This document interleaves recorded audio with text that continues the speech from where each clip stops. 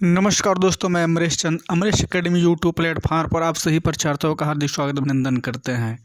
आज हम सभी लोग वायुमंडल अर्थात इस धरातल पृथ्वी सतह से ऊपर वायु का जो परिमंडल है इस क्षेत्र के बारे में अध्ययन करेंगे। इस क्षेत्र को वायुमंडल कहा जाता है। तो एक जोरदार टॉपिक के साथ हम सभी लोग आज इस टॉपिक में सम्मिलित होते हैं। और एक बार जो अभ्यर्थी इस परीक्षार्थी को देख रहे हैं, सबसे पहले इस भाई का प्रयास अच्छा हो तो तुरंत इसको लाइक कर दें और साथ ही साथ सब्सक्राइब करें। और आपके इष्ट मित्र भी इस वीडियो से और इस टॉपिक से दूर न रहें, इसलिए तुरंत उनको आप शेयर भी कर दीजिए। तो जी हाँ दोस्तों, अब हम लोग विलंब न करते हुए तुरंत अपने टॉपिक की शुरुआत करते हैं। और आज का टॉपिक है वायुमंडल। जी हाँ दोस्तों, वायुमंडल को अंग्रेजी में एटमॉस्फेयर कहते हैं। एटमॉस्फेयर किसे कहते हैं, वायुमंडल किसे कहते हैं, आइए हम सभी लोग जानते हैं। पृथ्वी के चारों ओर गंधहीन, रंगहीन और स्वादहीन भी हम लोग कह सकते हैं, ठीक है ना। गैस फिक्सेशन करती है। स्वादहीन पारदर्शी गैसों के मिश्रण का एक विशाल आवरण है जो कई सौ किलोमीटर मोटा है। इस आवरण को वायुमंडल कहा जाता है। ध्यान देंगे दोस्तों, वायुमंडल किसे कहा जाता है। तो हम लोगों ने भी देखा, पृथ्वी के चारों ओर रंगहीन और गंधहीन, स्वादहीन गैस फिक्सेशन करती है, ठीक है। और स्वादहीन पारदर्शी गैसों के मिश्रण का एक विशाल आवरण है जो कई सौ किलोमीटर मोटा है। और इसी आवरण को हम लोग कहते हैं वायुमंडल कहते हैं, ठीक है दोस्तों। आगे की बात करते हैं। और आगे यह सौर विकिरण का ध्यान देंगे दोस्तों। यह सौर विकिरण का ध्यान देंगे। सौर विकिरण मतलब सोलर रेडिएशन कि लघु तरंगों के लिए पारदर्शी है, लेकिन पार्थिव विकिरण की लंबी तरंगों के लिए अपारदर्शी है। इस प्रकार ऊष्मा को लेकर पृथ्वी पर जीवन और औसत तापमान बनाए रखती है। यही है वायुमंडल। यदि वायुमंडल संभव न हो तो मानव जीवन भी संभव नहीं होगा। वायुमंडल ही उचित है, इसलिए सभी जीव जंतु वनस्पति यहाँ पर जीवित हैं। तो आइए हम सभी लोग वायुमंडल के संगठन की बात करते हैं और ये संगठन क्या है, ठीक है दोस्तों। संगठन को हम लोग ध्यान से देखते हैं। वायुमंडल का संगठन, कंपोजिशन ऑफ द एटमॉस्फेयर। वायुमंडल का संगठन क्या है। इस वायुमंडल के अनेक गैसों का आंतरिक सम्मिश्रण है। यह गैस जलवाष्प धूलकण से बना है। जो वायुमंडल है वह गैसों से बना है, जलवाष्प बना है, धूलकण से बना है। और इसे हम सारणी में हवा में उपस्थित गैसों का विवरण है जो वायुमंडल के निचले भाग में पाई जाती है। अर्थात यह वायुओं का एक यांत्रिक सम्मिश्रण है जिसमें गैस होते हैं, जलवाष्प होते हैं, धूलकण होते हैं, इससे मिला हुआ है। तो ये दोस्तों हम लोग देखते हैं कौन कौन से इसमें गैस सम्मिलित हैं। ठीक है दोस्तों, देख रहे हैं ना, ये गैसों का संगठन है। इसमें भारी गैस और हल्की गैस भी होती हैं। तो भारी गैसों की बात करें तो नाइट्रोजन 78.3%। ध्यान देंगे दोस्तों, नाइट्रोजन कितना है 78.3%। और ऑक्सीजन कितना है O2 20.99%। ये मिल करके पूरा 99.02% गैस होती हैं। बाकी जो शेष गैसें हैं वो होती हैं। इसके बाद आर्गन की बात किया जाए तो 0.9321%। कार्बन डाइऑक्साइड CO2 को बात किया जाए तो 0.03%। हाइड्रोजन की बात किया जाए तो 0.01% है। अर्थात ये सभी गैसें मिल करके 99.9932% सम्मिश्रण होती है। इसके बाद हल्की गैसों की बात किया जाए तो हल्की गैसों के अंतर्गत देखा जाए तो यह हल्की गैसों में नियॉन यानी जो 0.001% है। हीलियम की बात किया जाए तो 0.005% है। और क्रिप्टॉन की बात किया जाए जिसका रासायनिक नाम Kr है 0.0001% है। और जिनान की बात किया जाए Xe तो यह 0.505% है। अर्थात ये सभी गैसें मिल करके 0.000 2406% गैस निर्माण करती हैं। तो आइए दोस्तों, हम लोग इसमें जो वायुमंडल में सबसे ज़्यादा गैस पाई जाती है नाइट्रोजन, तो इस नाइट्रोजन के बारे में थोड़ा सा जानते हैं। नाइट्रोजन गैस क्या है, कैसे इसका निर्माण होता है। तो नाइट्रोजन गैस कितना है भाई, इसको लर्न करके रखिएगा, 78.03% है। यह वायुमंडल गैसों में सर्वप्रमुख होता है, मतलब सबसे ज़्यादा है और इम्पोर्टेंट भी है। ज्ञातव्य है कि इस स्वतंत्र वायुमंडलीय नाइट्रोजन का लेग्यूमिनस पौधों तथा शैवाल आज प्रजातियां मृदा में स्थिरीकरण, ध्यान देंगे दोस्तों, यह जो स्वतंत्र वायुमंडलीय नाइट्रोजन का लेग्यूमिनस पौधों तथा शैवाल प्रजातियों में स्थिरीकरण, ठीक है दोस्तों, स्थिरीकरण। आगे की बात देखते हैं। यह मृदा में स्थिरीकरण करती है। नाइट्रोजन गैस क्या करती है भाई, लेग्यूमिनस पौधों तथा शैवाल आदि प्रजातियां मृदा में स्थिरीकरण करती हैं। ठीक है दोस्तों, अब हम लोग ऑक्सीजन के बारे में जानते हैं। तो ऑक्सीजन गैस क्या करती है, आइए हम सभी लोग जानते हैं। ऑक्सीजन गैस कितना है भाई, 20.99% है।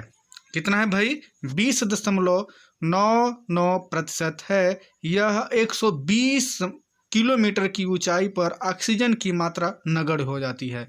अर्थात जो ऑक्सीजन है, यह ऑक्सीजन 120 किलोमीटर पर नगण्य मतलब समाप्त हो जाती है। यह गैस क्या करती है, जंतुओं और मनुष्यों के लिए प्राणदायिनी गैस होती है। ध्यान देंगे, जंतुओं तथा मनुष्यों के लिए यह प्राणदायिनी गैस होती है। और ज्ञातव्य है, मतलब ज्ञात है कि ये सभी गैसें क्या करती हैं, यह हरे पौधों प्रकाश संश्लेषण की क्रिया में वायुमंडल में विशुद्ध गैस का ऑक्सीजन विमुक्त करते हैं। ठीक है दोस्तों, आगे की बात हम लोग करते हैं। हम लोग ज़्यादा बात न करते, कल फैक्ट की बात करेंगे। आर्गन की बात किया जाए तो आर्गन गैस कितना पाया जाता है भाई, 0.932% पाया जाता है। यह वायुमंडल में उपस्थित अक्रिय गैसों में आर्गन सर्वाधिक मात्रा में पाई जाती है। शेष अक्रिय गैस में नियॉन, हीलियम, क्रिप्टॉन, ज़ेनॉन और ओजोन इसमें सम्मिलित होती हैं। ठीक है दोस्तों, आगे की बात करते हैं। यह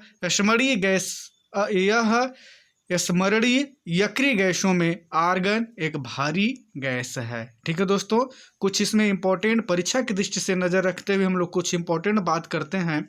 और यह इंपॉर्टेंट बात क्या है जो परीक्षा की दृष्टि से है, तो ध्यान से देखेंगे।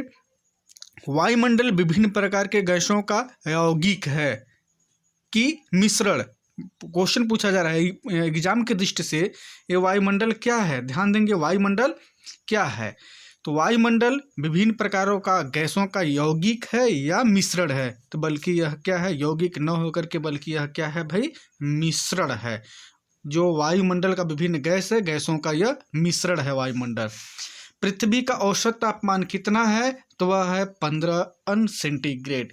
पृथ्वी के साथ वायुमंडल किस कारण से टिका रहता है, पृथ्वी के साथ वायुमंडल किस कारण से टिका रहता है, तो वह वेरी वेरी इंपॉर्टेंट, गुरुत्वाकर्षण के कारण यह टिका हुआ रहता है। आगे की बात कर लिया जाए तो कार्बन डाइऑक्साइड, ध्यान देंगे, कार्बन डाइऑक्साइड जल वाष्प की मात्रा, ध्यान देंगे, कार्बन डाइऑक्साइड जल वाष्प की मात्रा कितनी ऊंचाई तक पाई जाती है, तो यह 90 किलोमीटर तक पाई जाती है। यह एनसीईआरटी की बुक में भी इंडिकेट किया गया है।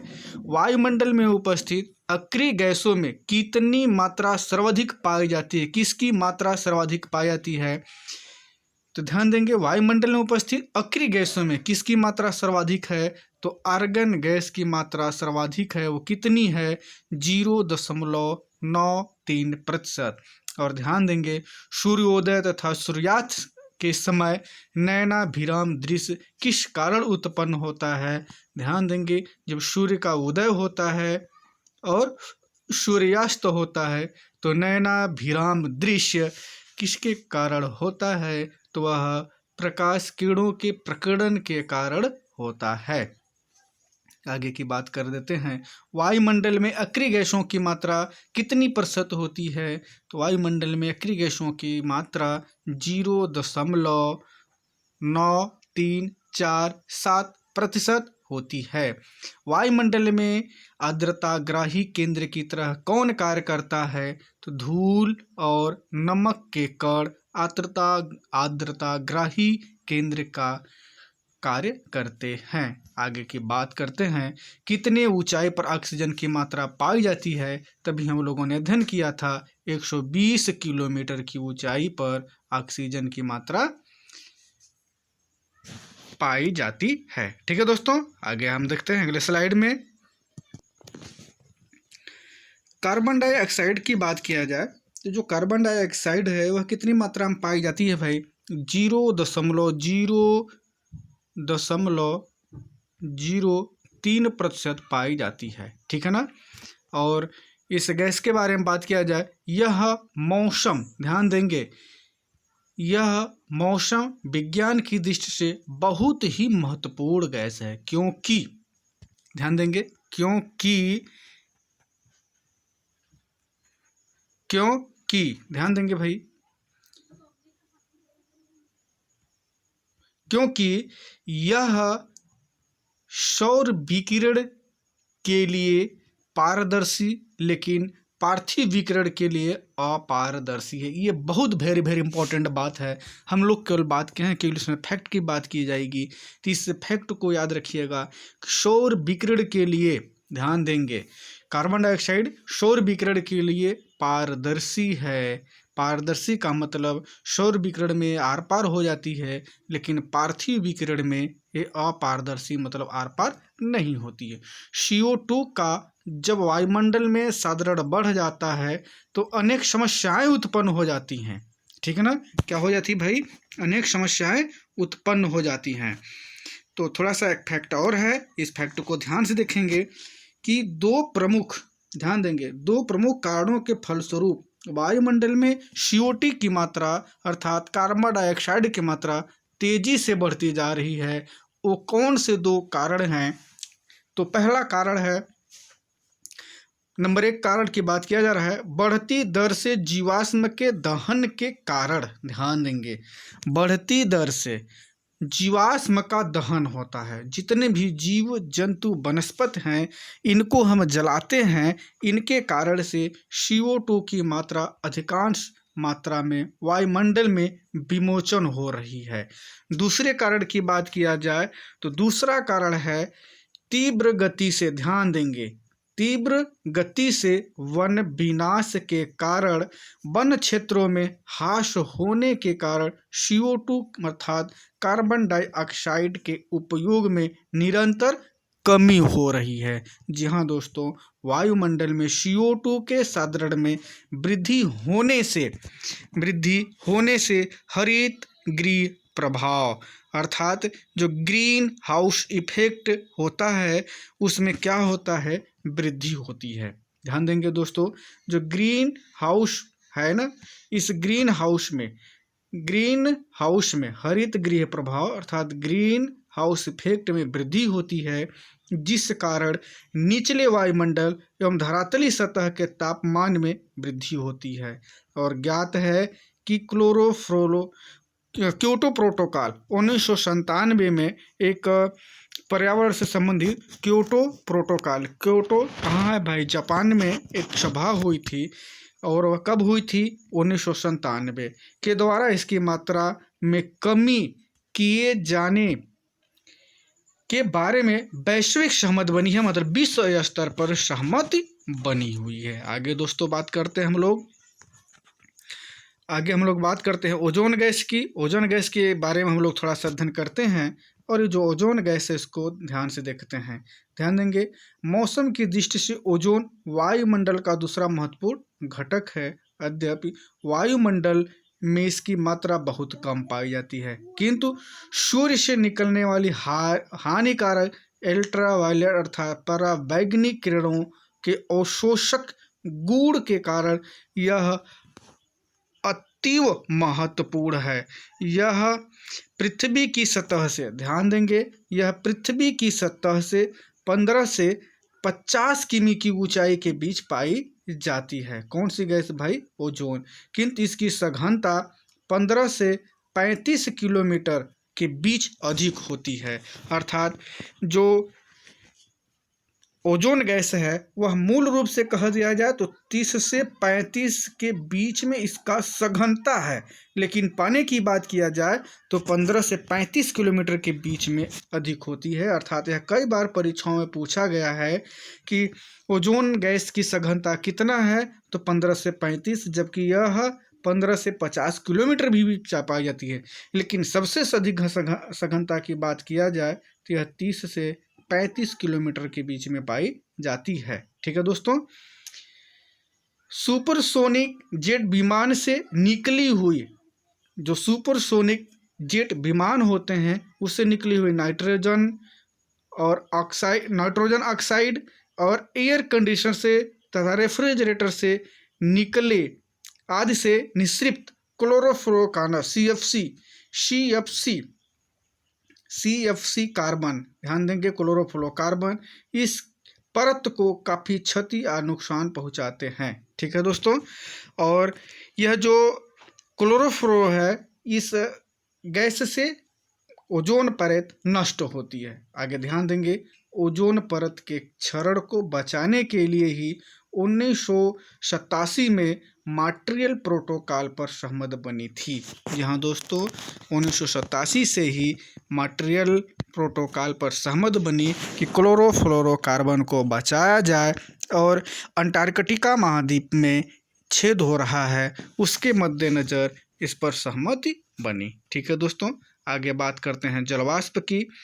जिसमें जलवाष्प पाए जाते हैं भाई वायुमंडल में, गैस के साथ साथ जलवाष्प पाए जाते हैं। कौन कौन से जलवाष्प किस प्रकार के होते हैं भाई? जल के कण। वायुमंडल में इसकी मात्रा ताप पर आधारित होती है।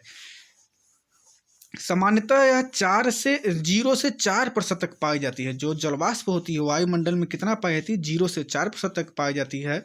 गर्म तथा आर्द्र उष्णकटिबंध में यह हवा के आयतन का 4% होती है, जबकि ध्रुवों जैसे ठंडे तथा रेगिस्तानों जैसे शुष्क प्रदेशों में यह हवा के आयतन के 1% भाग से बनी होती है। ठीक है दोस्तों, जो जलवाष्प होता है, जलवाष्प के बारे में ध्यान दीजिएगा।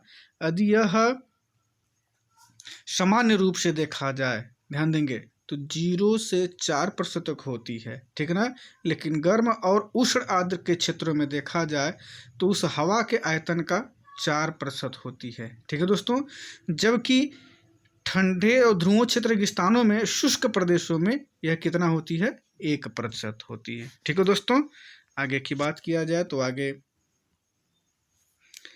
आगे विषुवत वृत्त से ध्रुव की तरफ जलवाष्प की मात्रा कम होती है। मतलब भूमध्य रेखा से ध्रुव की ओर जाएंगे तो जलवाष्प की मात्रा कम होती जाती है। भूतल से 5 किमी तक, ध्यान देंगे, भूतल से 5 किलोमीटर की ऊंचाई तक वायुमंडल के समस्त वाष्प का 90% भाग पाया जाता है। मतलब 5 किलोमीटर तक 90% जलवाष्प पाया जाता है। कार्बन डाइऑक्साइड की भांति जलवाष्प भी ग्रीन हाउस प्रभाव उत्पन्न करती है। वाष्प के कारण ही सभी प्रकार के संघनन एवं वर्षण तथा उसके विभिन्न रूप जैसे बादल, तुषार, जलवृष्टि, हिम, ओस, ओला आदि का सृजन होता है। ज्ञात है कि वायुमंडल में समस्त जलमंडल का ध्यान देंगे 0.001% भाग सुरक्षित रहता है। यह NCERT में भी प्रदर्शित है। तो आप सभी लोगों के लिए एक सीरीज NCERT पुस्तक पर आधारित क्लास चलेगी। ठीक है दोस्तों, जल वाष्प के बाद दूसरा कण कौन सा कण होता है? वो धूल कण। अर्थात कणों की बात किया जाए तो कण दो प्रकार के, एक जल कण और दूसरा धूल कण। जल कण को ही हम लोग जलवाष्प कहते हैं। ध्यान देंगे दोस्तों, धूल कण के बारे में अध्ययन करेंगे। धूल कण में छोटे छोटे ठोस कणों को भी रखने की क्षमता होती है। ये छोटे छोटे कण क्या हो सकते हैं? ये समुद्री नमक होते हैं, समुद्री नमक होते हैं, महीन मिट्टी के कण होते हैं, धुएं की कालिमा होती है, राख होती है, पराग होती है, धूल तथा उल्काओं के टूटे हुए कण से निकलते हैं। धूल कण प्रायः वायुमंडल के निचले भाग में मौजूद होते हैं। धूल कणों का सबसे अधिक जमाव उपोष्ण तथा और शीतोष्ण प्रदेशों में सूखी हवा के कारण होता है, जो ध्यान देंगे दोस्तों, जो विषुवत और ध्रुवीय प्रदेशों की तुलना में यहाँ अधिक मात्रा में पाया जाता है। धूल और नमक के कण आर्द्रताग्राही केंद्र की तरह कार्य करते हैं, अर्थात ये जो आर्द्रताग्राही केंद्र होता है उसे ही हाइग्रोस्कोपिक न्यूक्ली कहते हैं, जिसके चारों ओर जलवाष्प संघनित होकर मेघों का निर्माण करती हैं, अर्थात बादलों का निर्माण करती हैं। ठीक है दोस्तों, जब बादलों का निर्माण हो जाता है तब क्या होता है, उसी से जैसे ही बादलों का या मेघों का निर्माण हो जाएगा तो उसी से वर्षा होती है, उसी से कोहरा होता है, उसी से धुंध होता है और उसी से बादल होता है इत्यादि। इन्हीं के प्रतिफल हुआ करते हैं। सूर्य से आने वाले किरणों में प्रकीर्णन, ध्यान देंगे दोस्तों, सूर्य से आने वाली प्रकीर्णन, सूर्य से आने वाली प्रकीर्णन इन्हीं कणों के द्वारा होता है, जिस कारण आकाश का रंग नीला दिखाई देता है। सूर्योदय तथा सूर्यास्त एवं गोधूली में नैना भी राम रंग संभव हो पाता है। ठीक है दोस्तों, तो कुछ हम लोग इसमें इम्पोर्टेंट प्रश्नों की बात कर लेते हैं। हम लोग परीक्षा की दृष्टि से भी कुछ बात कर लेते हैं, ध्यान देते हैं दोस्तों। वायुमंडल की उद्भव किस काल से माना जाता है? तो जो वायुमंडल का निर्माण हुआ है वह कैम्ब्रियन युग में हुआ है दोस्तों। ये वेरी वेरी इंपॉर्टेंट क्वेश्चन है, परीक्षा की दृष्टि से आप देखेंगे कि वायुमंडल का उद्भव अर्थात वायुमंडल का उत्पत्ति किस काल में हुआ है? तो कैम्ब्रियन युग में हुआ है। वायुमंडल का सामान्य ताप ह्रास दर कितना होता है? ह्रास दर का मतलब जानते होंगे, ह्रास दर का मतलब तापमान में कमी। तो ठीक है दोस्तों, तापमान में कमी 6.05 6.5 सेंटीग्रेड प्रति किलोमीटर, लेकिन यहीं पर आप याद रखिएगा 165 मीटर में -1 सेंटीग्रेड टेम्परेचर हो जाता है, अर्थात 165 मीटर में 1 सेंटीग्रेड टेम्परेचर कम होता है। तो यही 1 किलोमीटर में कितना होता है? तो 6.5 अर्थात 6.5 अंश सेंटीग्रेड टेम्परेचर कम होता है। इसी कम को ह्रास दर कहा जाता है। ठीक है दोस्तों, आगे की बात करें तो वायुमंडल में किस मंडल को संवहनी मंडल की उपमा दी जाती है? तो वायुमंडल में एक क्षोभ मंडल होता है, इसी क्षोभ मंडल को संवहनी मंडल और परिवर्तन मंडल भी कहते हैं। ठीक है दोस्तों, आगे की बात करें, जेट स्ट्रीम किस मंडल में प्रवाहित होती है? तो जो जेट स्ट्रीम है वह क्षोभ मंडल में प्रवाहित होती है। वायुमंडल के किस मंडल में ओजोन परत अथवा मंडल स्थित है? तो वायुमंडल में किस मंडल में ओजोन परत है? तो ओजोन परत किस मंडल में अवस्थित है भाई? तो ओजोन परत समताप मंडल में अवस्थित है। ठीक है दोस्तों, आगे की बात किया जाए तो कौन सी गैस सौर विकिरण के लिए पारदर्शी है तथा पार्थिव विकिरण के लिए अपारदर्शी है? तो वह है CO2। CO2 का मतलब कार्बन डाइऑक्साइड गैस है। ठीक है दोस्तों, आज हम लोग वायुमंडल के इस टॉपिक का अध्ययन किए और आज के टॉपिक में केवल रहा हम लोगों का संगठन, अर्थात एक बार पुनः हम रिवीजन कर देते हैं कि संगठन किससे बना है? गैस से बना है और कण से बना है। तो कण गैस 2 प्रकार के होते हैं, कौन कौन से भाई? भारी गैस होता है और हल्की गैस होता है। कण की बात किया जाए तो ये दो प्रकार के होते हैं, एक जल कण होता है, एक धूल कण होता है। ठीक है दोस्तों, तो आज बस इतना ही। नेक्स्ट वीडियो में हम लोग मिलेंगे वायुमंडल का संरचना। तो जब तक हम लोग मिलते हैं तब तक के लिए जय हिंद, जय भारत, वंदे मातरम, नमस्कार।